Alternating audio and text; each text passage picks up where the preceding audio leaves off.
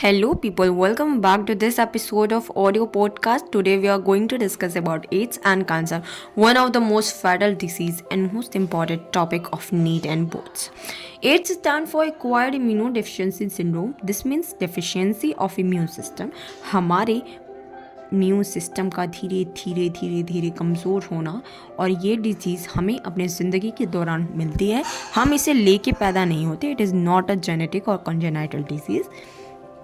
और syndrome means की group of symptom, ऐसी बीमारी जिसमें कई सिम्टम दिखते हों, जिसमें कई चीज़ें होती हों. हमें फीवर भी है, हमें डायरिया भी है, हमें ये भी है, हमें वो भी है. क्यों? क्योंकि हमारी इम्यूनिटी सिस्टम धीरे धीरे करके वीक होती जा रही है, ख़त्म होती जा रही है. और जितने भी आसपास के बैक्टीरिया हैं, फंजाई हैं, पैरासाइट्स हैं, वो आराम से बीमारी कॉज कर रही हैं. ये होता है AIDS, the most fatal disease. AIDS को सबसे पहले 1981 में रिपोर्ट किया गया था. इट मीन्स कि ये था पहले भी, लेकिन हमें पता उस टाइम चला और उसके बाद से आज तक इसने लाखों लोगों को मारा है. एड्स हमें होता है रेट्रोवायरस से, जिसका नाम है HIV, human immunodeficiency virus. Human immunodeficiency virus एक रेट्रोवायरस का ग्रुप है जो कि एनवलप्ड RNA को कैरी करता है. इसका सबसे पहला टारगेट हमारी बॉडी में होता है मैक्रोफेजेस और उसी के साथ साथ टी लिम्फोसाइट. मैक्रोफेजेस में ये जाता है, ये वहाँ पे करता है रिवर्स ट्रांसक्रिप्टेज. इससे क्या करेगा? ये RNA से DNA बनाएगा. ये DNA होस्ट के DNA में घुस जाएगा और होस्ट का DNA फिर फटाफट वहाँ से नॉर्मल, उसे लगेगा कि मैं खुद का DNA प्रोड्यूस कर रहा हूँ और होस्ट का DNA ही अब ये रेट्रो DNA प्रोड्यूस करने लगेगा. इस तरीके से मैक्रोफेज फैक्ट्री की तरह काम करता है, क्योंकि ये सारी कहानी मैक्रोफेज में हो रही है. और मैक्रोफेज के साथ साथ ये टी लिम्फोसाइट पे अटैक करता है. क्यों?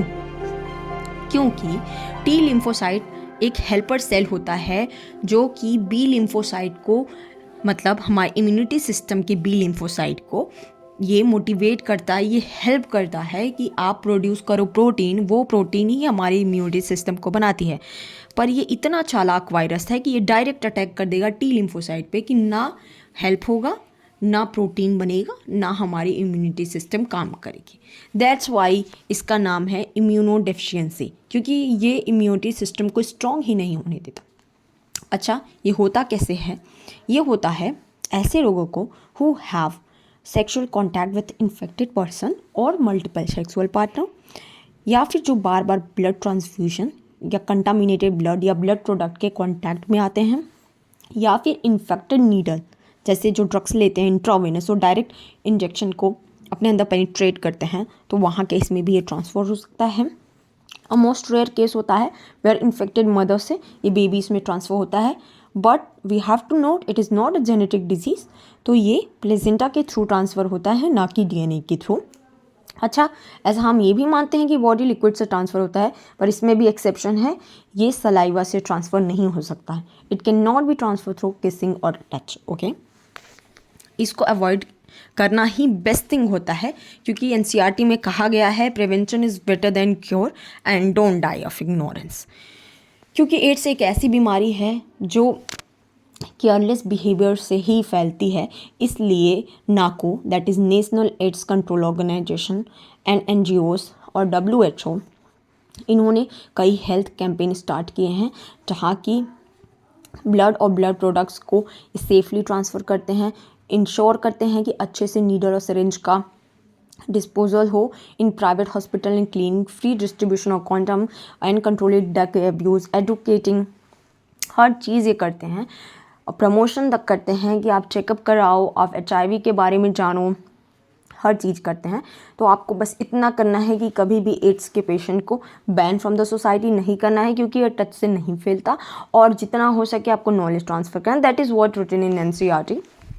And first thing I have to tell you कि for the checking up of this AIDS you have to go through ELISA, which is enzyme linked immunosorbent. ऐसे इकलौता टेस्ट है जो कि सबसे पहले हमें बताता है कि एड्स है. एंड अगर हमें इसके इलाज के लिए जाना है तो हमें एंटी रेट्रोवायलेट ड्रग्स का यूज़ करना पड़ेगा. But one thing I have to be clear that it can not prevent your death. Death का होना तय होता है अगर किसी को भी एड्स है, पर हाँ, इससे एंटी रेट्रोवायरल ड्रग से इतना हो सकता है कि डेथ जो है वो थोड़े टाइम के बाद हो। एड्स की सबसे बुरी आदत या बुरी चीज़ ये है कि एड्स के होने और एड्स के दिखने में बहुत ज़्यादा टाइम लैग होता है, कभी कभी फ्यू मंथ से लेके 5 से 10 साल तक होता है। Here is all you need to know about AIDS. We will meet in second video. Thank you.